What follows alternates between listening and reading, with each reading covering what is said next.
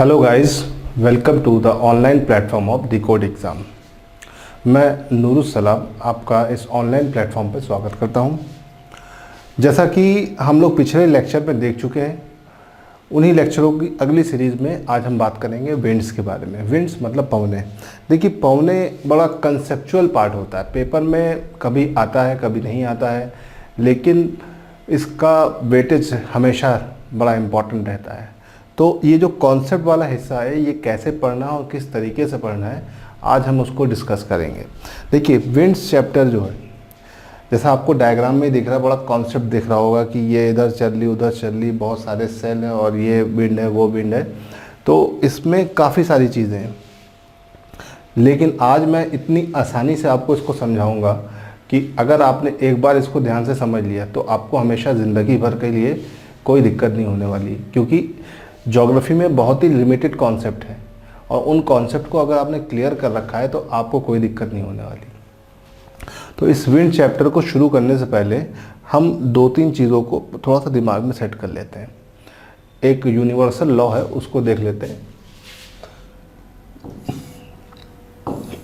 P for pressure. ठीक है, pressure is inversely proportional to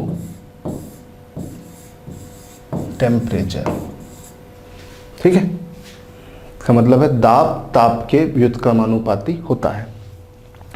देखिए गाइस, हम लोगों ने बहुत पढ़ा है, दाब मतलब प्रेशर होता है और ताप। ठीक है, दाब और ताप में ये रिलेशन होता है। इस रिलेशन को आपको ध्यान रखना है। अगर आपने इस रिलेशन को ध्यान रखा है तो मेरे हिसाब से आपको कोई दिक्कत नहीं होने वाली, और अगर दिक्कत नहीं है तो फिर कोई समस्या नहीं है। तो हम समझते हैं कि इस चैप्टर में है क्या और किस तरीके से हमें इस चैप्टर को डील करना है। देखिए, प्रेशर मतलब दाब, टेम्परेचर मतलब तापमान।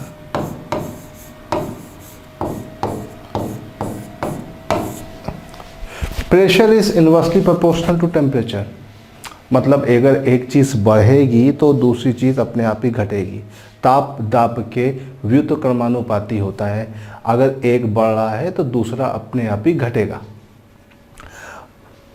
ये कोई चार्ल्स लॉ या बॉयस लॉ नहीं है, ये बेसिकली एक ज्योग्राफी का लॉ है जो ये कहता है कि किसी जगह पर अगर हवा गर्म होगी, तो गर्म होने के बाद वो एक्सपेंड करेगी और ऊपर उठेगी, और जब ऊपर उठेगी तो नीचे अपना प्रेशर अपने आप ही कम करेगी। ये एक जनरल लॉ है। जब भी कहीं पर हवा गर्म होती है तो गर्म होने के बाद कहाँ जाती है? ऊपर। इसीलिए चिमनी, एग्जॉस्ट या वेंटिलाइजर कहाँ लगे होते हैं? ऊपर। कभी देखा किसी घर में नीचे चिमनी लगी हो या नीचे वेंटिलाइजर या एग्जॉस्ट लगा हो? नहीं, एग्जॉस्ट आपके घर में कहाँ लगता है? टॉप पर। क्यों? क्योंकि जब भी कोई हवा गर्म होती है तो गर्म होने के बाद कहाँ जाती है? ऊपर। तो गाइज, आपको ये समझना है, ठीक है, कि जब भी कोई हवा गर्म होती है, गर्म होने के बाद कहाँ जाती है? ऊपर। इसीलिए आपके घर में अगर एसी लगता है तो एसी आप कहाँ लगाते हैं? ऊपर। कभी देखा है वो एसी नीचे ग्राउंड के पास लगाओ? नहीं, हमेशा एसी ऊपर लगाई जाती है। ऊपर क्यों लगाई जाती है?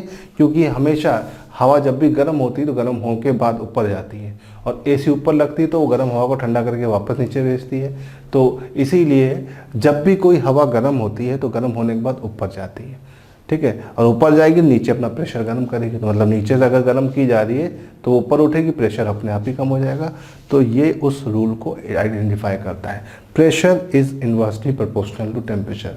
दाब ताप के व्युत्क्रमानुपाती होता है, पहला। ठीक है, इसको दिमाग में एकदम सेट कर लीजिए। मुझे पता है कि आपको ऑलरेडी पता है, ठीक है। अब बस आपको ये ध्यान रखना है कि ये आपको कहाँ कहाँ यूज़ करना है। चलिए, अब दूसरी चीज़ क्या है? दूसरी चीज़ को ज़रा ध्यान से देखते हैं। दूसरी चीज़ ये है कि अगर किसी एक जगह पर प्रेशर ज़्यादा है और एक जगह पर प्रेशर कम है, किसी एक जगह पर प्रेशर ज़्यादा है और एक जगह पर प्रेशर कम है, तो प्रेशर का फ्लो हमेशा कहाँ से कहाँ तक होगा? हाई से लो। हमेशा दाब उच्च से निम्न की तरफ बढ़ेगा। इसे ध्यान रखिएगा।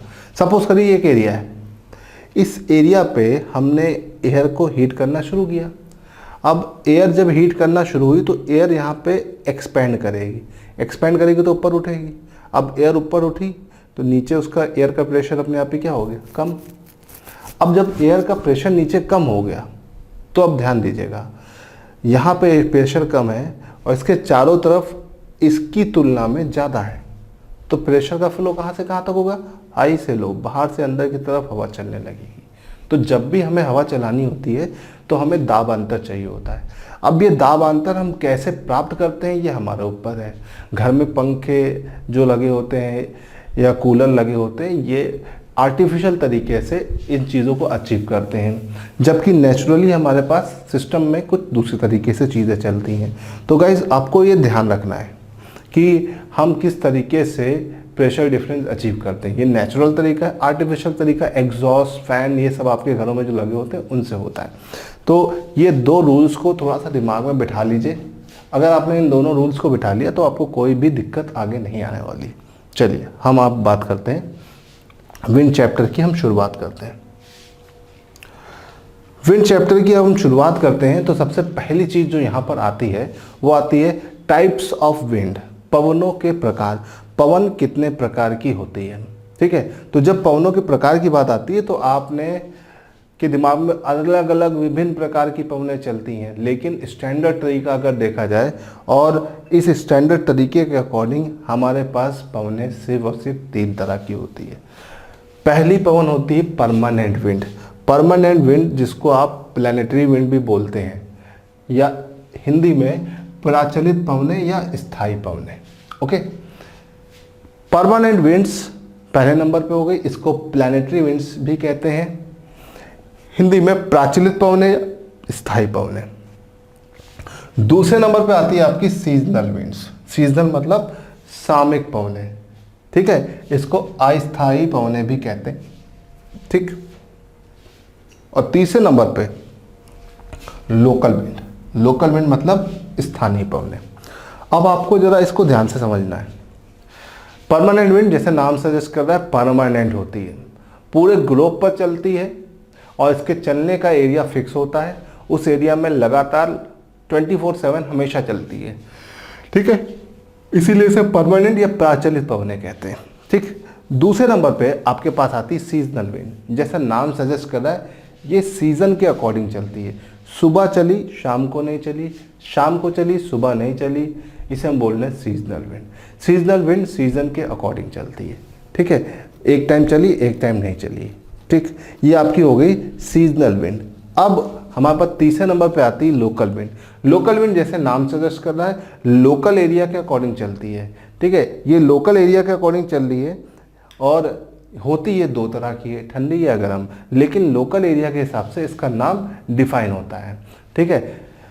जैसे कि एक लोकल विंड हमारे इंडिया में चलती है, नॉर्थ इंडिया में खासतौर पर चलती है। अगर आप नॉर्थ इंडिया से बिलोंग करते हो तो आपने ये लोकल विंड खाई होगी और इसका एहसास भी किया होगा। लू, लू खाई है आप लोगों ने, ठीक है, गर्मा गर्म होती, मज़ा आ गया होगा आपको एकदम खा के। तो लू की अगर हम बात करते हैं तो लू नॉर्थ इंडिया में चलती है, एक लोकल विंड है। कैसा नेचर है, वार्म। लेकिन यही गर्म हवा अगर कहीं अफ्रीका में चलेगी तो उसे हम लू नहीं बोलेंगे। यही गर्म हवा अगर कहीं नॉर्थ अमेरिका में चलेगी तो उसे लू नहीं बोलेंगे, उसके नाम चेंज हो जाएंगे। तो लेकिन भावनाएं वैसी ही हैं, गर्मा गर्म, लेकिन नाम स्थान के अनुसार क्या हो रहे हैं, बदल रहे हैं, लेकिन भावना नेचर वैसे ही है, गर्म या ठंडा। तो लोकल विंड 2 ही तरह की होती है। अब हमको एक एक करके एक एक विंड को यहाँ पर डिस्कस करते हुए चलना है, ठीक है। ये तो बात हो गई हमारे विंड चैप्टर के स्टार्टिंग की कि टाइप्स ऑफ विंड कितने होते हैं। अब यहाँ पर एक डायग्राम दिया हुआ है, ठीक है। ये डायग्राम बेसिकली आपका परमानेंट विंड से रिलेटेड है, ठीक है। परमानेंट विंड को अगर आपको समझना है, हम पहले स्टार्टिंग करेंगे परमानेंट विंड्स को समझने की, स्थायी पवनों को। तो स्थायी पवनों को समझने के लिए हमें प्रेशर बेल्ट या दाब पेटियों का ज्ञान होना आवश्यक है। ताप पेटियाँ, देखिए हमारे पृथ्वी पर जो ताप का वितरण है वो बड़ा असमान है, ठीक है। ताप छोटे छोटे सेल्स के रूप में है और जब ताप का वितरण या टेम्परेचर डिस्ट्रीब्यूशन जो है बड़ा अनडिस्ट्रीब्यूटेड है, तो हमारा प्रेशर का भी डिस्ट्रीब्यूशन बड़ा अनडिस्ट्रीब्यूटेड है, मतलब एकदम अलग ही तरीके से चलता है। तो उसकी वजह से क्या होता है, हमारी पृथ्वी पर प्रेशर और टेम्परेचर अलग अलग जगह पर अलग अलग है। और इन टेम्परेचर और प्रेशर के वेरिएशन की वजह से हमारे पूरे अर्थ पर प्रेशर बेल्ट का डिवाइडेशन है। और हमारे अर्थ पर दाब पेटियाँ या प्रेशर बेल्ट कितनी पाई जाती हैं हम उसको देखते हैं। देखिए हमारे पास पूरे अर्थ पर जो प्रेशर बेल्ट्स हैं या दाब पेटियाँ हैं, कुल मिलाकर हमारे पास जो दाब पेटियाँ हैं वो कितनी है? 7। हमारे पास दाब पेटियाँ कितनी है? 7। अब अगर दाब पेटियों को देखा जाए तो इनके नाम फिक्स हैं, ठीक है। और बीच वाली अगर छोड़ दी जाए, इस जगह वाली, तो इसके ऊपर 1 2 3 है और वही 3 इसके नीचे भी है, ठीक है। तो दाब पेटियां कुल मिलाकर हमारे पास कितनी है? 6, ठीक है, सॉरी 7 है। एक बीच में कॉमन है, 3 ऊपर है और 3 हमारे पास नीचे है। तो इन दाब पेटियों के एक एक करके जरा हम नाम देख लेते हैं। देखिए सबसे पहले आपकी आती है विषुवत रेखीय निम्न दाब पेटी। इंग्लिश में इसे हम बोलते हैं इक्वेटोरियल लो प्रेशर बेल्ट। ये जो दाब पेटी होती है या जो प्रेशर बेल्ट होती है, ये आपकी 0 से 10 डिग्री उत्तर और दक्षिण दोनों में विस्तारित होती है। मतलब इक्वेटर से 10 डिग्री ऊपर और इक्वेटर से 10 डिग्री नीचे ये प्रेशर बेल्ट आपको विस्तारित मिलेगी, ठीक है। तो इसमें पहली चीज़ आप समझ गए, ठीक।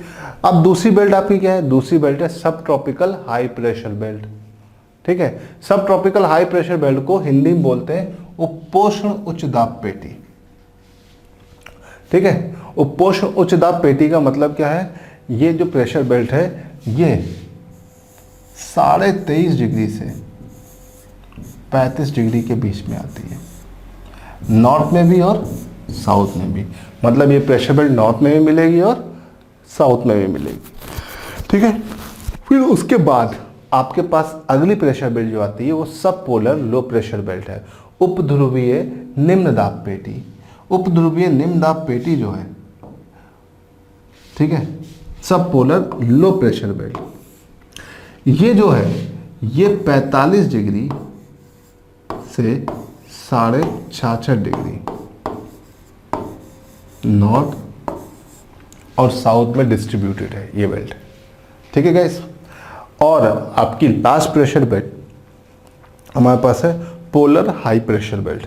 पोलर हाई प्रेशर बेल्ट की अगर हम बात करते हैं तो ध्रुवीय उच्च दाब पेटी ये 85 से 90 डिग्री नॉर्थ और साउथ में डिस्ट्रीब्यूटेड है। अब इन बेल्ट को अगर आप ध्यान से देखें तो ये हमारे पास सिर्फ गिनती में एक है, इसके अलावा सब 2-2 हैं। ये 2 है, ये 2 है और ये 2 है। गिनती में एक सिर्फ पहली वाली है, बाकी सब 2-2 हैं, एक उत्तर में एक दक्षिण में, ठीक है। पहली वाली सिर्फ एक है, ठीक। आप समझ सकते हैं कि ये लॉजिक। तो गाइज इसका नाम आपको क्लियर है। अब इन प्रेशर बेल्ट्स को हम ज़रा एक बार डायग्राम में देखते हैं। देखिए इस डायग्राम में सारी प्रेशर बेल्ट जो मैंने पीछे बताई आपको दिख रही होगी, ठीक है। पहली प्रेशर बेल्ट 0 से 10 डिग्री नॉर्थ और साउथ, देखिए ये वाली, ये इक्वेटोरियल लो प्रेशर बेल्ट है, ये वाली, ठीक है, ये हो गई। उसके बाद दूसरी प्रेशर बेल्ट सब ट्रॉपिकल हाई प्रेशर बेल्ट या उपोष्ण उच्च दाब पेटी, तो यहां से यहां तक आ गई, ठीक है। फिर तीसरी प्रेशर बेल्ट ये आपकी आ गई सब पोलर लो प्रेशर बेल्ट, उपध्रुवीय निम्न दाब पेटी। फिर high pressure belt, polar high pressure belt, ठीक है। तो आप अगर देख रहे हैं तो वही सेम जो 3 ऊपर जा रही है वही सेम नीचे भी आ रही है, 3 जो ऊपर जा रही है वही 3 नीचे भी आ रही है। तो अगर आप ध्यान से देखेंगे तो आपको समझ में आ जाएगा कि अगर हम आधे ग्लोब को स्टडी करें तो अपने आप ही आधा ग्लोब कंप्लीट हो जाएगा। क्योंकि आपको हमेशा याद रखना है कि हमारा ग्लोब का आधा हिस्सा और दूसरा आधा हिस्सा एक दूसरे की मिरर इमेज होती है। मिरर इमेज समझते हैं आप लोग? मिरर इमेज का मतलब ये होता है कि अगर आप शीशे के सामने खड़े होकर अपना राइट हैंड देखेंगे तो वहाँ कैसा दिखेगा? लेफ्ट, मतलब उल्टा। तो जो भी चीज़ें नदर्न हेमिस्फीयर में क्लॉकवाइज चलेगी, सदर्न हेमिस्फीयर में कैसे चलेगी? Anti clockwise. कोई चीज़ अगर उत्तरी गोलार्ध में दाईं तरफ चल रही तो दक्षिणी गोलार्ध में बाईं तरफ, ये दोनों एक दूसरे की मिरर इमेज होते हैं। इनको थोड़ा सा ध्यान रखिएगा। चलिए हम यहाँ पर थोड़ी चीज़ों की बात करते हैं। अब देखिए, हम आधे गोले को स्टडी करते हैं, आधा गोला अपने आप ही हो जाएगा। तो हम आधे गोलों को देख रहे हैं, ये ऊपर वाले को देख लेते हैं। अब इस ऊपर वाले को ध्यान से देखिएगा। तो देखिए यहाँ पर पहली बेल्ट है इक्वेटोरियल लो प्रेशर बेल्ट ना, ये वाली बेल्ट आप, ये वाली जो है एक लो प्रेशर बेल्ट है। किस तरह की बेल्ट है? Low pressure. इसके ऊपर सब ट्रॉपिकल हाई प्रेशर बेल्ट। सब ट्रॉपिकल हाई प्रेशर बेल्ट जो है ये एक हाई प्रेशर बेल्ट है, फिर आपका एक लो प्रेशर बेल्ट है, और फिर ये एक हाई प्रेशर बेल्ट है। अब अगर आप ध्यान से देखेंगे तो एक ऑल्टरनेट करके हाई लो का पूरा सिस्टम है कि नहीं? ये देखिए, ये एक लो है, ये हाई है, ये लो है, ये हाई है। अब अभी थोड़ी देर पहले मैंने बताया कि अगर एक जगह पर प्रेशर लो है, दूसरी जगह पे हाई है, तो प्रेशर का फ्लो कहाँ से कहाँ तक होगा? तो प्रेशर का फ्लो हमेशा हाई से लो की तरफ होगा। तो हाई से लो की तरफ प्रेशर चलेगा, ऊपर से नीचे की तरफ। ओके, तो प्रेशर का फ्लो हाई से लो की तरफ। तो ये ऊपर से नीचे देखिए हवा चल रही है, ठीक, इस तरह से हवा चल जाएगी। अब देखिए, ये एक हाई प्रेशर है, ये लो प्रेशर है, तो प्रेशर का फ्लो कहां से कहां तक हो जाएगा? हाई से लो की तरफ। ओके गाइस, सेम इसी तरह देखो, ऊपर हाई है नीचे लो है, तो प्रेशर का फ्लो हाई से लो की तरफ। तो इस तरह से देखिए कि जो हमारी प्रेशर बेल्ट है उनमें प्रेशर डिफरेंस के कारण, दाब अंतर के कारण अपने आप ही क्या जनरेट होने लगा? विंड्स का एक्टिवेशन, और हमारी विंड्स चलना चालू हो गई। अब थोड़ा सा ध्यान दीजिएगा, पहले हम थोड़ा इन बेल्ट्स को देख लेते हैं, ठीक है? आई होप कि आपको समझ में आ गया हो। अब थोड़ा सा ध्यान दीजिए, थोड़ा सा आप ध्यान देंगे तो आपको बहुत सारी चीज़ें अपने आप ही क्लियर हो जाएंगी। ओके, अब अगर आप ध्यान देंगे तो देखिए, विंड्स चल चुकी है, वही डायग्राम मैंने यहाँ पे थोड़ा सा और क्लियर बना रखा है, बड़ा कर दिया है। अब इस डायग्राम में देखिए तो यहाँ से हवा ऊपर नीचे जा रही है,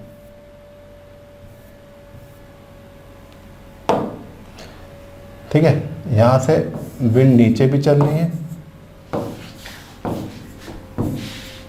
और ऊपर भी जा रही है, क्योंकि ये हाई प्रेशर है, और यहाँ पे विंड एक ही डायरेक्शन में आ रही है, ठीक है? अब जरा ध्यान से देखिए, तो जो ये सब ट्रॉपिकल हाई प्रेशर बेल्ट, या जिसको हम उपोष्ण उच्च दाब पेटी बोलते हैं, ये वाली, ये एक हाई प्रेशर उच्च दाब की पेटी है, लेकिन इसका आधा दाब ऊपर और आधा दाब नीचे बट रहा है।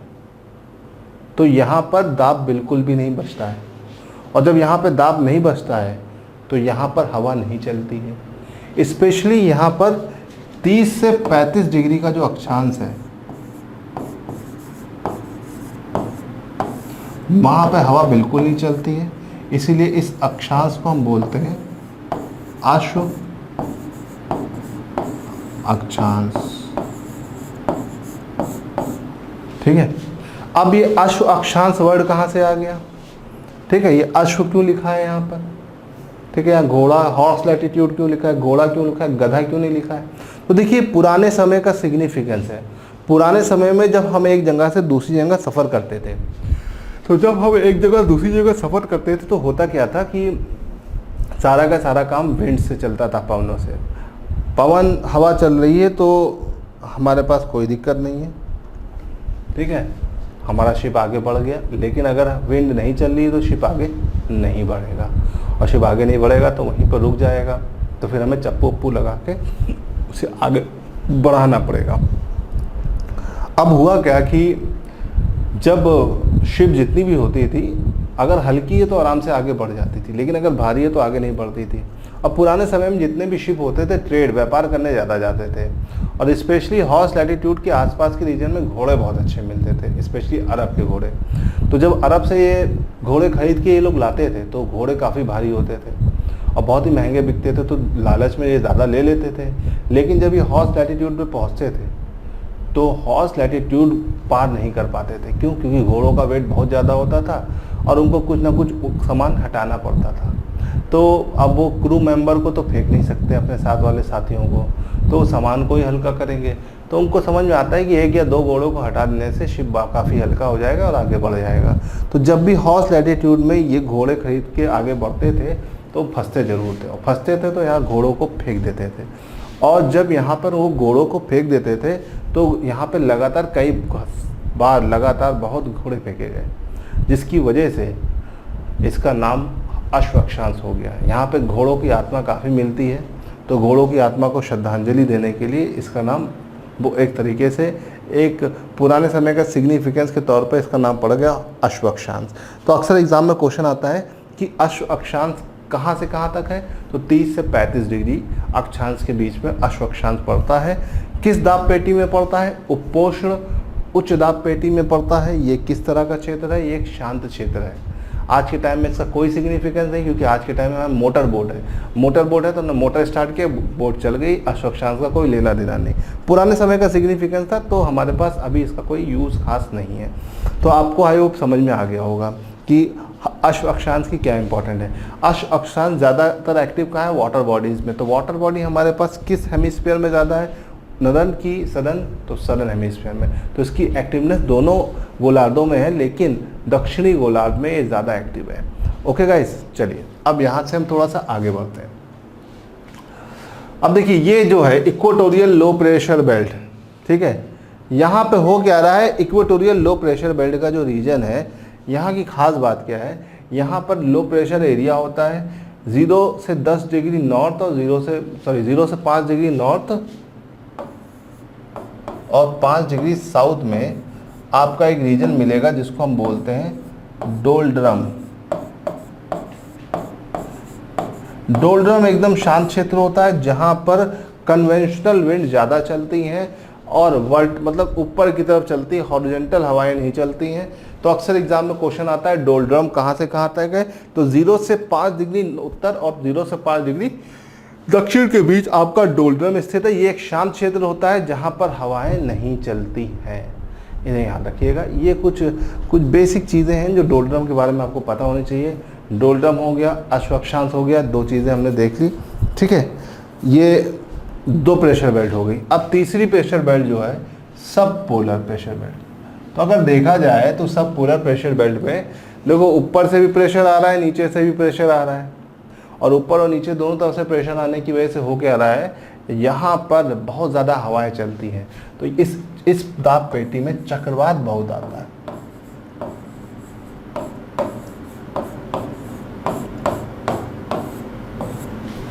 तो चक्रवात वगैरह इस रीजन में बहुत ज़्यादा आपको मिलेगा और आपको देखने को मिलेगा, तो इसे ध्यान रखिएगा। तो ये तो बात होगी दाब पेटियाँ और उनमें क्या क्या पाया जाता है, ठीक है। पहली दाब पेटी आपकी जो है विश्व देखिए निम्न दाब पेटी, उसमें डोल्ड्रम पाया जाता है। दूसरी उपोष्ण उच्च दाब पेटी, इसमें आपका अश्व अक्षांश पाया जाता है। तीसरी उपध्रुवीय निम्न दाब पेटी, इसमें आपके चक्रवात पाए जाते हैं। और चौथी पेटी में ज़्यादातर कोई लोग नहीं रहते ध्रुवों पर, इसलिए वहाँ पर हमें कोई खास चीज़ों का लेना देना नहीं है और एग्जाम से भी ओरिएंटेड क्वेश्चन वहाँ पर नहीं बनते हैं, ठीक। अब हम कुछ चीज़ों को आगे देखते हैं। अब देखिए होता क्या है कि पंखे की हवा आप लोग खाते हैं, पंखा ऊपर लगा तो हवा कहाँ आ रही है? नीचे आ रही है। टेबल फैन ऐसे रखा है तो हवा कहाँ आ रही है? सामने आ रही है। तो इससे ये पता चल रहा है कि जिस भी डायरेक्शन में हमारे पास क्या होता है, जिस भी डायरेक्शन में हमारे पास विंड चल रही होती, प्रेशर चल रहा होता है, उसी डायरेक्शन में विंड चलती है। तो विंड की डायरेक्शन और प्रेशर की डायरेक्शन हमेशा सेम रहती है, जिसकी वजह से हमें समझ में आ जाता है कि चीज़ें किस तरह से उसमें चल रही हैं, ठीक है। तो आई होप कि आपको ये समझ में आया। अब हमारे पास जिस डायरेक्शन में प्रेशर चलता है उसी डायरेक्शन विंड चलती है। अब क्या हमारी अर्थ अपने एक्सिस पर सीधी है? नहीं, टिल्ट है, और टिल्ट होने के साथ वो रोटेट करती है। तो पृथ्वी की अपने अक्षों पर घूर्णन की वजह से, किसकी वजह से? घूर्णन या रोटेशन की वजह से,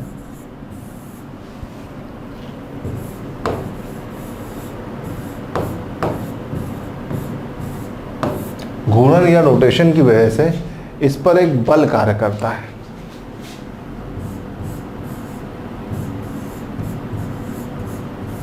उस बल को हम बोलते हैं कोरियलिस बल।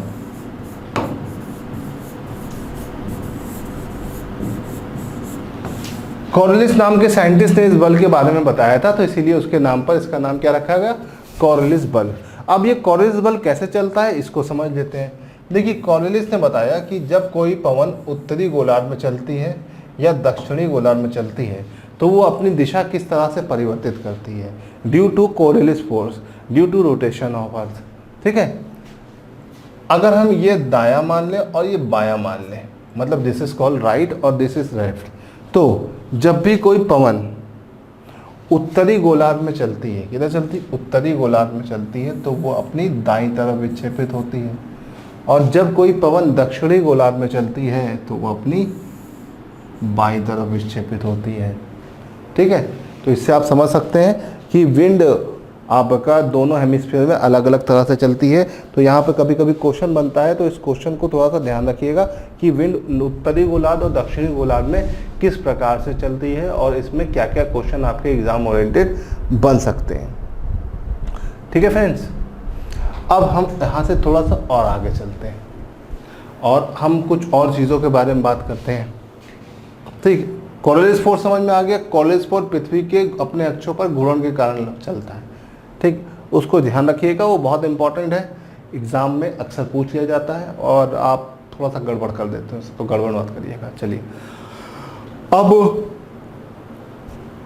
जो विंड सीधी सीधी चल रही थी, अब ये एक पर्टिकुलर एंगल पे चलेगी, और ये पर्टिकुलर एंगल जो है वो किस हिसाब से डिफाइन होगा। देखिए, जब भी विंड उत्तरी गोलार्ध में चलती है तो अपने दाईं तरफ विक्षेपित हो, देखो विंड दाईं तरफ हो रही है, और दक्षिणी गोलार्ध में चलेगी तो किधर होगी, बाईं तरफ विक्षेपित होगी। देखिए बाईं तरफ विक्षेपित हो रही है, तो जिस भी डायरेक्शन में विंड चल रही है वो उस हिसाब से यहाँ पर कॉरियलिस फोर्स की वजह से ये एग्जैक्ट डायरेक्शन है। जो मैंने बनाया है वो एग्जैक्ट नहीं है, वो तो मैंने आपको समझाने के लिए बनाया है। यहाँ पर आपकी एग्जैक्ट डायरेक्शन बन के आ गई है। ठीक है गाइस, ये तो हो गया आपका बेसिकली प्रेशर बेल्ट और उससे रिलेटेड कुछ बेसिक चीज़ें। अब हम प्रेशर बेल्ट से आगे बढ़ते हैं और आगे की चीज़ों को देखते हैं। हमने देख लिया कि हमारे पास प्रेशर बेल्ट कितनी है। प्रेशर बेल्ट हमारे पास 7 है। ठीक है, एक गोलार्ध में 4 है। ठीक है, एक गोलार्ध में हमारे पास टोटल प्रेशर बेल्ट कितनी है, 4।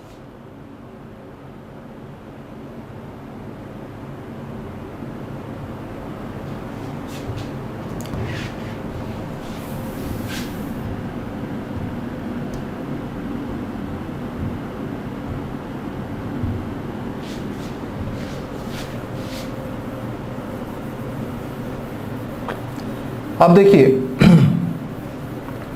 प्रेशर बेल्ट की जो चीज़ें हैं उनको ध्यान देना थोड़ा सा ज़रूरी है।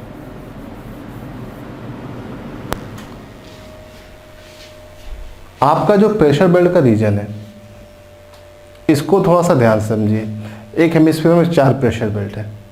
अब हम आते हैं परमानेंट विंड की तरफ। परमानेंट विंड या प्रचलित पवनें। प्रचलित पवनें हमारे पास कितने प्रकार की होती हैं? प्रचलित पवनें कुल मिलाकर हमारे पास 3 प्रकार की होती हैं। कितनी होती हैं? 3 प्रकार की। नंबर 1 पर है आपकी व्यापारिक पवनें। कौन सी पवनें? व्यापारिक पवनें।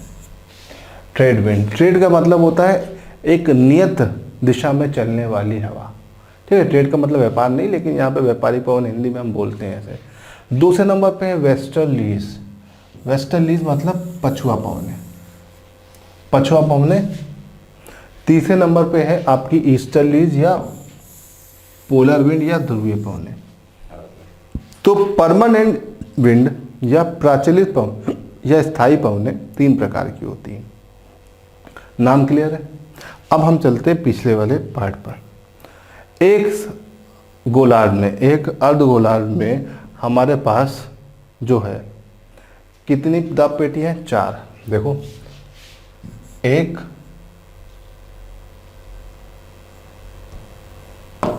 1 2 3 4। ठीक है। प्रेशर बेल्ट नंबर 2 उपोष्ण उच्च दाब पेटी से विषुवत-रेखी निम्न दाब पेटी के बीच में कौन सी पवनें चलती हैं? व्यापारिक पवनें। कौन सी पवनें चल रही हैं? व्यापारिक। ठीक है।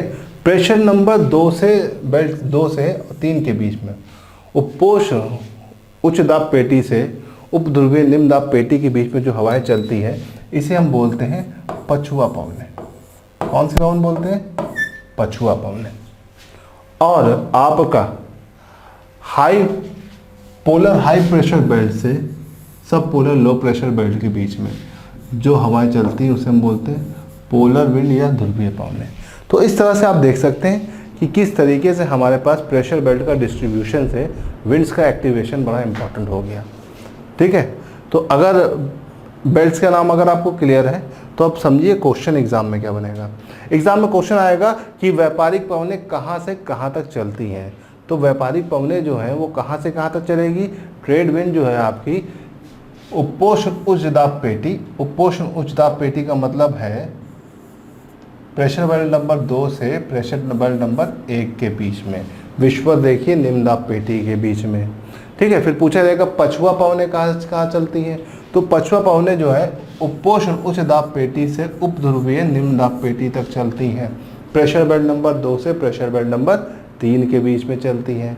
और अगर पूछा जाएगा पोलर विंड्स या ध्रुवीय पवने किन दाब पेटियों के बीच में चलती हैं, तो दाब पेटी नंबर 4 से दाब पेटी नंबर 3 के बीच में चलती है। इसका मतलब ध्रुवीय उच्च दाब पेटी से उपध्रुवीय निम्न दाब पेटी के बीच में ये हवाएं चलती हैं।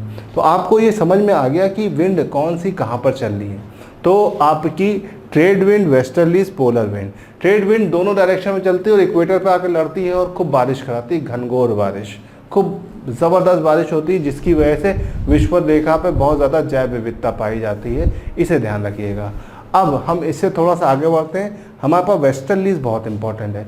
क्यों? क्योंकि वेस्टर्लीज चलती है दाब पेटी नंबर 2 से दाब पेटी नंबर 3 से के बीच में। इसका मतलब उपोष्ण उच्च दाब पेटी से उपध्रुवीय निम्न दाब पेटी के बीच में। अब इन दोनों पेटी के बीच में जब ये हवाएं चल रही हैं तो सबसे खास बात क्या है? खास बात ये है कि देखिए इस रीजन में साइक्लोन चक्रवात बहुत आते हैं, बड़ी खतरनाक हवाएं चलती हैं। तो इस रीजन को अगर देखा जाए तो आप देख सकते हैं कि वेस्टर्लीज पछुआ पवने जो हैं जब से ज़्यादा विकसित कहाँ पर हुई है? 40 से 60 डिग्री के बीच में सबसे ज़्यादा विकसित हुई हैं। और 40 से 60 डिग्री के बीच में अलग अलग अक्षांशों पर ये हवाएं अलग अलग पैटर्न को इंडिकेट करती हैं। पुराने समय में जब नाविक इस क्षेत्र में सफ़र करते थे या इस क्षेत्र से जाते थे तो उन्हें विभिन्न प्रकार के अलग अलग अनुभवों का सामना करना पड़ता था और इन्हीं अनुभवों के आधार पर इन्होंने इसका नाम रखा। तो वो उन्होंने नाम कैसे रखा? जैसे ही नाविक 40 डिग्री अक्षांश पे पहुँचते थे तो उनके साथ क्या होता था? उस जगह पर बादल गरजने लगते थे और जब बादल गरजने लगते थे तो उन्होंने इस जगह का नाम क्या रख दिया? गरजता चालीसा। इस एरिया का नाम रख दिया गरजता चालीसा, या इंग्लिश में बोल दिया रॉरिंग 40s। ठीक है, जब यही लोग और आगे बढ़ते थे 50 डिग्री अक्षांश पर तो बादल गरजने के साथ साथ अब हल्की हल्की बारिश भी चालू हो गई। तो प्रचंड 50, या इंग्लिश में इसे हम बोलते हैं फ्यूरियस 50s। ठीक है, अब ये जब और आगे बढ़े 60 डिग्री अक्षांश पर तो 60 डिग्री अक्षांश पर तूफान आया, नाव पलट गई तो लोग चीखने चिल्लाने लगे। तो आ गया चीखता 60 या श्राइकिंग 60। श्राइकिंग 60 सबसे खतरनाक है, इसे याद रखिएगा। तो 40, 50 और 60 किस प्रकार की हवा में चलता है? पछुआ पवनों में। पछुआ पवनों में ही आपको मिलेगा। कभी कभी यहाँ पे क्या होता है, आपको गरजता, प्रचंड, चीखता, है ना, ये आधे आधे कर दिए जाते हैं। ठीक है, आधा एक तरफ आधा एक तरफ और मैच करने को दिया। तो गरजता 40, प्रचंड 50, चीखता 60। ठीक है, इंग्लिश में रॉरिंग 40s, furious 50s, श्राइकिंग 60s match करने को दे दिया जाता है। ज़्यादा मुश्किल नहीं, आसान है। देखिए हिंदी में तो भावनाएं बड़ी अच्छी रहती हैं। हिंदी एक अच्छी भाषा है जो भावनाओं को एकदम संजो के रखती है। और अंग्रेजी जो भाषा है, अंग्रेजी तो मैनिपुलेटिंग भाषा है। आप अंग्रेजी में कुछ बोलें, गाली भी अगर किसी को बकोगे तो बड़ी अच्छी सुनाई देती है ना। लेकिन हिंदी में अगर आप गाली बकेंगे तो अगले का क्या हाल होगा वो आप जानते हैं, गुत्थम गुथाई हो जाती है, वो अलग चीज़ है। लेकिन हम यहाँ पे बात कर रहे हैं कि जैसे आप हिंदी में नाम देखेंगे तो एकदम आपको इनकी भावनाएं दिख रही हैं, एकदम मिलती जुलती। इंग्लिश में तो पिक्चर के नाम दिख रहे हैं, लग रहे हैं कि देखो रोलिंग भी है, फ्यूरियस भी, श्राइकिंग, सब इंग्लिश की हॉलीवुड मूवी के नाम है। तो इंग्लिश में याद करने से बेहतर है कि आप हिंदी में याद करिए। हिंदी में थोड़ी भावनाएं साफ साफ दिख रही है। गरजता 40, प्रचंड 50 और चीखता 60 अब आसान से इसे फिगर आउट कर सकते हैं, इसे याद रखिएगा। तो पछुआ पवनों की खास बात क्या है? पछुआ पवनों की खास बात है ये अक्षांश 40, 50 और 60। 40, 50 और 60 को थोड़ा सा आपको ध्यान देना है और इनको अच्छे से समझ जाना है। अगर आप इसे समझ गए हैं तो हम अब यहाँ से आगे बढ़ते हैं और इसी के साथ हमारी प्रचलित पवनें या परमानेंट विंड पूरी हो गई। देखिए परमानेंट विंड में हमने क्या देखा? परमानेंट विंड हमारे पास 3 तरह की थी, ठीक है, व्यापारिक पवनें, पछुआ पवनें और ध्रुवीय पवनें। और इनका जो क्लासिफिकेशन या इनका जो हमने स्ट्रक्चर डिफाइन किया वो किस हिसाब से किया है? दाब पेटियों के अनुसार, ठीक है, इसीलिए हमने दाब पेटियों को समझा था। चलिए अब हम यहाँ से आगे बढ़ते हैं और हम अपनी अगली पवन पे आते हैं। अगली पवन है हमारी सीजनल विंड या सामयिक पवनें या अस्थायी पवनें। सीजनल विंड की अगर हम बात करते हैं तो ये सीज़न के अकॉर्डिंग चलती है, ठीक है, 6 महीने चली, 6 महीने नहीं चली, सुबह चली शाम को नहीं चली, इसे हम बोलते हैं सीजनल विंड। सीजनल विंड में बेसिकली नाम सबसे पहले मानसून का ही आता है। मानसून ही हमारी मेनली सीजन विंड है, बाकी ये दोनों इतनी सीजनल में नहीं आती, लेकिन फिर भी जानकारी के लिए आपको पता होना बहुत ज़रूरी है। तो सबसे पहले हम देखते हैं, देखिए हमारे पास सीजनल विंड में मानसून है, ठीक है, स्थल समीर व समुद्र समीर है, लैंड एंड सी ब्रीज है, पर्वत व घाटी समीर है। पेपर खराब होगा तो आएगा, पेपर आसान होगा तो नहीं आएगा, ये याद रखिएगा। अगर पेपर खराब होगा तब ये आएगा, अगर पेपर आसान है तो ये नहीं आएगा, इसे याद रखिएगा। पेपर को डिफ़िकल्ट बनाने के लिए ये क्वेश्चंस आते हैं। तो अगर आपको लगता है कि आपकी किस्मत ख़राब है, दिन खराब जाएगा, तो यही आएगा, ये याद रखिएगा, ठीक है। दिन खराब कैसे जाता है? किसी और की शक्ल देख के आप पेपर देने चले गए, जो भी देखा क्वेश्चन पढ़ने आता ही नहीं आपको, तो इसे बोलते हैं दिन खराब होना। चलिए, तो दिन खराब होगा तो यही आएगा। अब चलिए हम पहले बात करते हैं मानसून के बारे में। मानसून क्या होता है, कोई बताएगा? आपके दिमाग में मानसून सुनते ही क्या आता है? तो ज़्यादातर लड़के कहते हैं सर बारिश, आंधी, तूफान, ठीक है, कुछ लोग बोलते हैं सर आम। आजकल मानसून का मौसम भी चल रहा है, चालू हो रहा है, तो अलग अलग तरह के लोग अलग अलग तरीके से डिफाइन करते हैं, है ना। लेकिन मानसून जो है, मानसून एक अरबिक वर्ड मौसम से बना है। मौसम का मतलब होता है चेंज इन सीजन, ऋतुओं में परिवर्तन। और ऋतुओं में परिवर्तन करने वाली हमारी जो हवा होती है उसे हम बोलते हैं मानसून। तो मानसून क्या होती है? मानसून एक ऐसी हवा होती है जो ऋतुओं में परिवर्तन करती है। Monsoon is drive from the Arabic word मौसम, ठीक है, which means change in season, ऋतुओं में परिवर्तन। तो ऋतुओं में परिवर्तन करने वाली हवा को हम क्या बोलते हैं? मानसून। अब देखिए हमारे पास इधर ये इंडिया का एक रफली बना मैप है, ठीक है। हम पहले आधे मैप को लेंगे, उसमें देखेंगे, फिर दूसरे मैप को लेंगे, ठीक है। इंडिया में मानसून टाइप क्लाइमेट पाया जाता है, इंडिया में मानसून साल भर रहता है। अब देखिए ये इंडिया का पूरा हिस्सा है, यहाँ से अगर देखा जाए तो ये इंडिया का प्रायद्वीपीय हिस्सा है, ये इंडिया का नीचे वाला प्रायद्वीपीय हिस्सा। प्रायद्वीपीय हिस्सा मतलब वो हिस्सा जो 3 तरफ से पानी से घिरा हो, क्या कहलाता है? प्रायद्वीप, ठीक है। इधर आपका बे ऑफ बंगाल, बंगाल की खाड़ी है, इधर आपका अरेबियन सी है,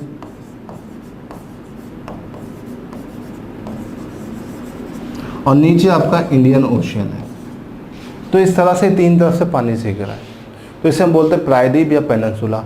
अ land which surrounded 3 side by water is known as peninsula. प्रायद्वीप क्या होता है? एक ऐसा स्थल जो 3 तरफ से पानी से घिरा हो। और अगर हम इसको उल्टा कर दें तो वाटर बॉडी, एक ऐसा जल जो 3 तरफ से स्थल से घिरा हो, उसे क्या बोलते हैं? बताइए, देखिए आपको दिख रहा है, एक ऐसा जल जो 3 तरफ से स्थल से घिरा हो, उसे बोलते हैं बे या गल्फ। इसे याद रखिएगा, उल्टा सीधा करते रहते हैं, पेपर में आता रहता है, कॉन्सेप्ट है, तो कॉन्सेप्ट को समझने के लिए आपको ध्यान देना पड़ेगा।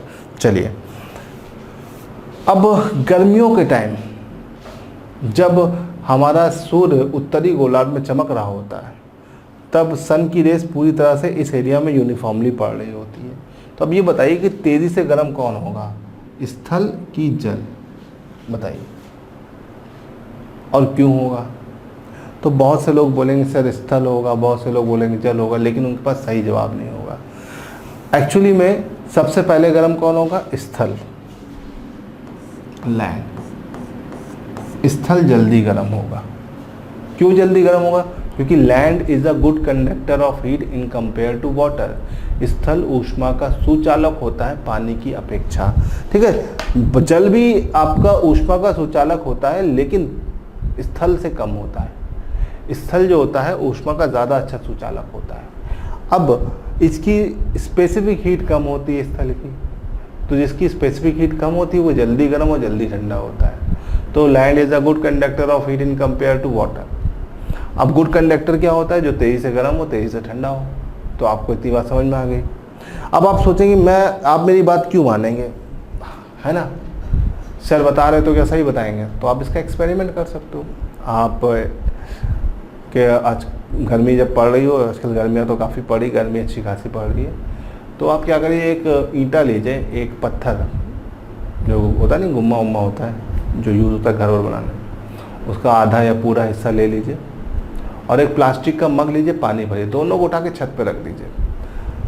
1 घंटे के लिए रख दो आप। 1 घंटे के लिए आपने रख दिया। 1 घंटे बाद जाकर आप दोनों को पकड़ो, 12 बजे रखो धूप में, एकदम चिलचिलाती धूप में। तो 1 घंटे बाद जाकर आप पकड़ोगे तो ईंटा बहुत तेज़ी से गर्म होगा, पानी इतना गर्म नहीं होगा। ठीक है, ईंटे को आप पकड़ नहीं पाओगे। आप उठा के दोनों को छाई में रख दो किसी तरह से। फिर 1 घंटे बाद जो ईंटा ठंडा हो चुका होगा, पानी अभी भी गर्म होगा।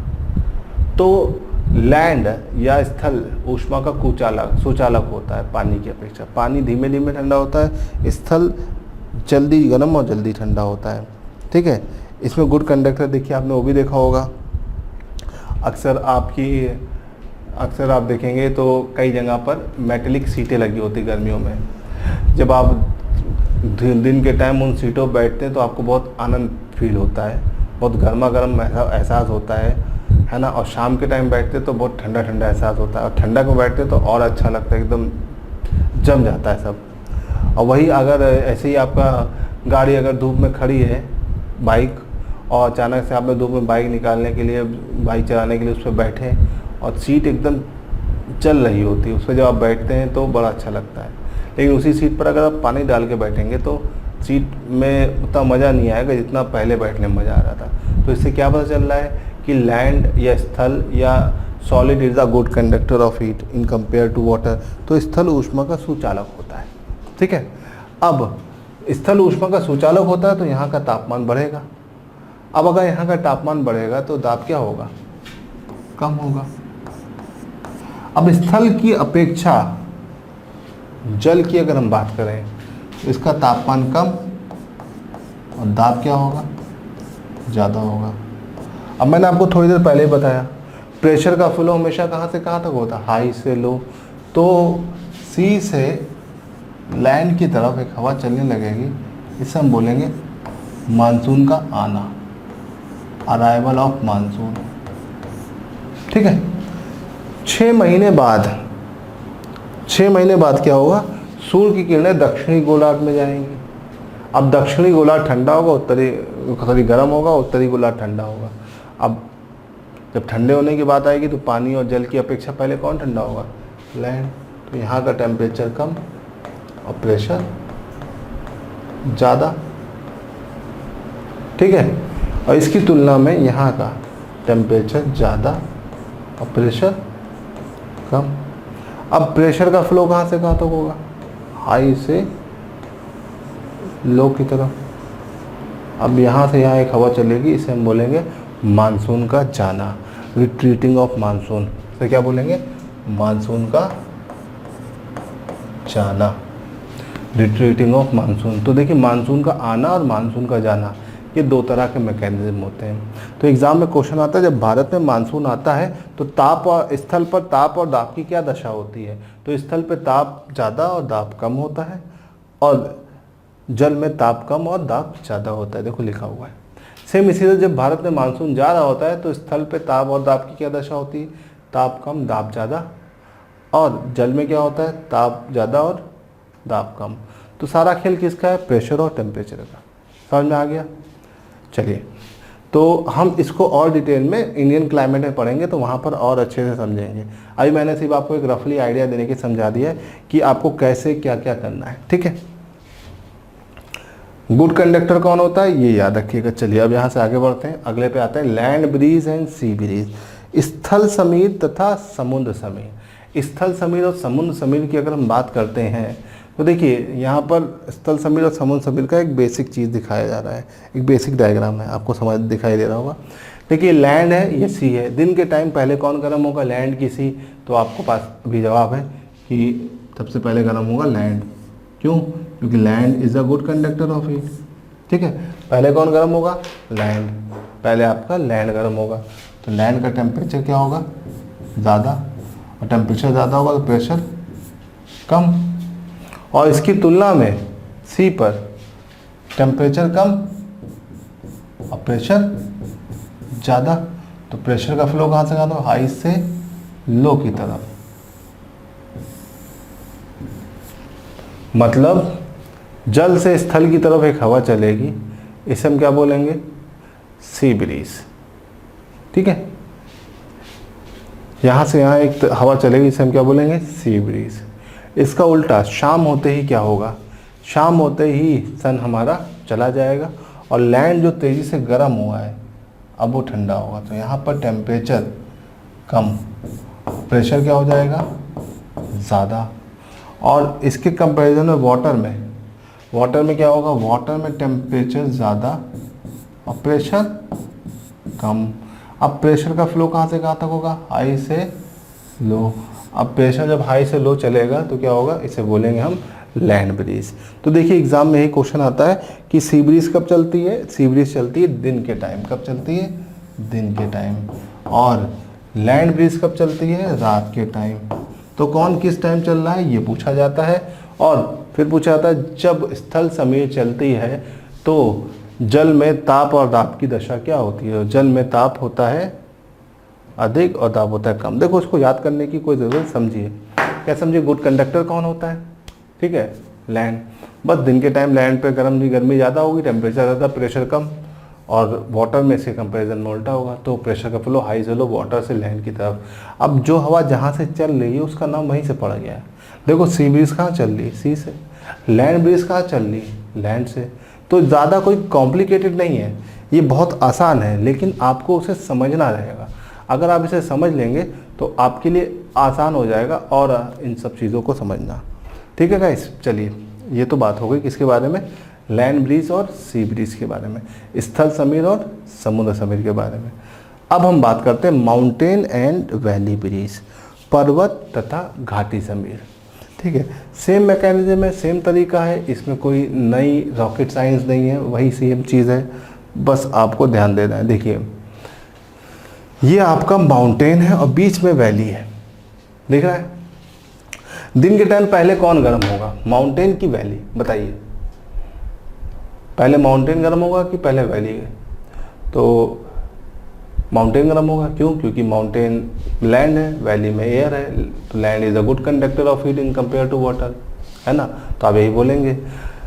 और दूसरी चीज़ ये है कि लैंड ऊपर पड़ता है, तो जब हीट पड़ेगी तो पहले लैंड को गर्म करेगी और नीचे तक वैली तक पहुंचने में टाइम लेगी, तो ये दूसरी चीज़ हो गई। तो जब दिन के टाइम पहले कौन गर्म होगा, पहले आपका लैंड गर्म होगा, तो लैंड का या आपका माउंटेन का टेम्परेचर ज़्यादा।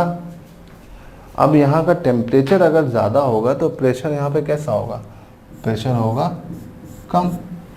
इसकी तुलना में वैली में टेम्परेचर कम और प्रेशर ज़्यादा। तो वैली से माउंटेन की तरफ एक हवा चलेगी, इसे हम बोलेंगे वैली ब्रीज। क्या बोलेंगे, वैली ब्रीज। शाम होते ही पूरा का पूरा सिस्टम उल्टा हो जाएगा। अब माउंटेन तेज़ी से क्या होगा, माउंटेन तेज़ी से ठंडा होगा। अगर टेम्परेचर गिरेगा तो प्रेशर बढ़ेगा। और वैली में क्या होगा, वैली में टेम्परेचर बढ़ जाएगा, इसकी तुलना में ज़्यादा होगा, तो प्रेशर कम। तो प्रेशर का फ्लो कहाँ से कहाँ तक होगा, हाई से लो की तरफ। अब माउंटेन से वैली की तरफ एक हवा चलेगी, इसे हम बोलेंगे माउंटेन ब्रीज। इसे हम क्या बोल रहे हैं, इसे हम बोल रहे हैं वैली ब्रीज, घाटी समीर। तो इस तरह से आप समझ सकते हैं कि माउंटेन वैली ब्रीज या पर्वत समीर कब चलती है, रात में, और वैली ब्रीज कब चलती है? वैली ब्रीज चलती है आपके दिन के टाइम में। तो इस तरीके से हमने देख लिया माउंटेन और वैली ब्रीज का एक बेसिक क्राइटेरिया। ठीक है फ्रेंड्स, अब ये तो बात हो गई आपकी सीजनल विंड। सीजनल विंड में हमने देख लिया मानसून, मानसून के साथ साथ लैंड ब्रीज और माउंटेन ब्रीज, और land breeze and sea breeze and mountain and valley breeze. तो इस तरह से हमने सारे बेसिक चीज़ों को देख लिया, बेसिक कॉन्सेप्ट को देख लिया। अब हम यहाँ से आगे बढ़ते हैं और अगली चीज़ों की तरफ बढ़ेंगे। अब हमारा जो अगला एरिया है वो है आपका लोकल विंड। जैसे मैंने पहले बताया था, लोकल विंड जो होती है वो लोकल एरिया के हिसाब से होती है। लोकल एरिया के हिसाब से होने का मतलब क्या है? स्थान विशेष के हिसाब से चलती है। ठीक है, और ये दो तरह की होती है, ठंडी और गर्म। ठीक, जैसा एरिया होता है उसी हिसाब से विंड चलती है, उसी हिसाब से इसका नाम पड़ जाता है। होती है दो ही तरह की, ठंडी या गर्म। तो यहाँ पर आपके पास कुछ मोस्ट इंपॉर्टेंट विंड्स के नाम मैंने लिख दिए। इन विंड्स को अगर आप एक बार स्टडी कर लोगे तो कोई दिक्कत नहीं होने वाली। ज़्यादातर एग्ज़ाम ओरिएंटेड है, एग्ज़ाम में बार बार आती है। मोस्ट इंपॉर्टेंट जो है वो मैं यहाँ पर हाईलाइट कर दे रहा हूँ, यहाँ पे आपको बता दूंगा। ठीक है, पीछे की टेबल में देखिए एक तरफ नाम लिखा हुआ है, बीच में आपका रीजन क्षेत्र जहाँ पर यह हवा चल रही है, और तीसरे नंबर पे क्या है? तीसरे नंबर पर इसका नेचर, प्राकृतिक, ठंडी या गर्म है। ठीक है, तो पहले देखिए हम पहले गर्म हवाओं को ही देख रहे हैं। तो ज़्यादातर जो भी हॉट एंड ड्राई विंड्स हैं पहले हम उनको देख रहे हैं। ठीक है, चलिए सबसे पहले हम देखते हैं चिनूक। चिनूक जो है ये गर्म हवा है। ये कहाँ चलती है? North America. नॉर्थ अमेरिका में कहाँ चलती है? रॉकीज पर्वत के पास। ठीक है, रॉकीज पर्वत का जो रीजन है ये यहाँ पर चलती है, और रॉकीज पर्वत के इस रीजन में जब ये विंड चलती है तो ये होती है गर्म नेचर की, और रॉकीज का जो एरिया है वो एक कोल्ड रीजन में है। तो जब ये विंड चलती है तो वहाँ पे बर्फ़ जमी होती है, तो बर्फ़ की पूरी एक लेयर को पिघला देती है, और बर्फ़ की लेयर पिघल जाती है तो वहाँ का लैंड एकदम क्लियर हो जाता है। लोग एग्रीकल्चर शुरू कर देते हैं। तो लोग इस हवा का चलने का इंतज़ार करते हैं, और इस क्षेत्र में इस विंड को स्नो ईटर कहा जाता है। स्नो ईटर मतलब, स्नो मतलब होता है बर्फ़, ईटर मतलब होता है खाने वाली, बर्फ़ को पिघलाने वाली हवा। ठीक है, फिर उसके बाद अगली हवा है फोन। फोन का नेचर कैसा है? Hot and dry. ठीक है, ये कहाँ चलती है? ये आल्प्स पर्वत के पास चलती है। स्विट्ज़रलैंड, फ्रांस, इन सब रीजन में हवा चलती है। ठीक है, ये एकदम चिनूक के जैसी होती है। ये एरिया भी ठंडे हैं, जब ये हवा चलती है तो बर्फ़ को पिघला देती है और एग्रीकल्चर को सपोर्ट करती है, ख़ास तौर पे अंगूर की खेती को। अंगूर की खेती को हम क्या बोलते हैं? मैं आपको साइंस के लेक्चर में बता चुका हूँ, विटीकल्चर। तो अंगूर की खेती को हम बोलते हैं विटीकल्चर, और विटीकल्चर को सपोर्ट करने वाली हवा कौन सी है? फोन। ठीक है, अंगूर को सड़ा गलाकर वाइन बनाने का काम हम करते हैं, तो इसे विनीकल्चर बोलते हैं। अंगूर से वाइन, विनीकल्चर। तो ये भी एक इम्पॉर्टेंट है, इसे ध्यान रखिएगा। तो विटीकल्चर पे सपोर्ट करने वाली हवा विटीकल्चर, वो आपकी कौन सी? फोन। फिर आता है खमसिन। ठीक है, खास है खम। खम एक अरबिक वर्ड है। खम का मतलब है 50 दिन तक लगातार चलने वाली हवा। कौन सी है? खमसिन। कहाँ चलती है? इजिप्ट। फिर आता है सिरोको, मोस्ट इंपॉर्टेंट है इन सब में। ठीक है, इसको मैं अलग कलर से बता रहा हूँ इसीलिए मोस्ट इंपॉर्टेंट है। सिरोको जो है गर्म और नमीदार हवा है। ये चलती है आपका अफ्रीका महाद्वीप से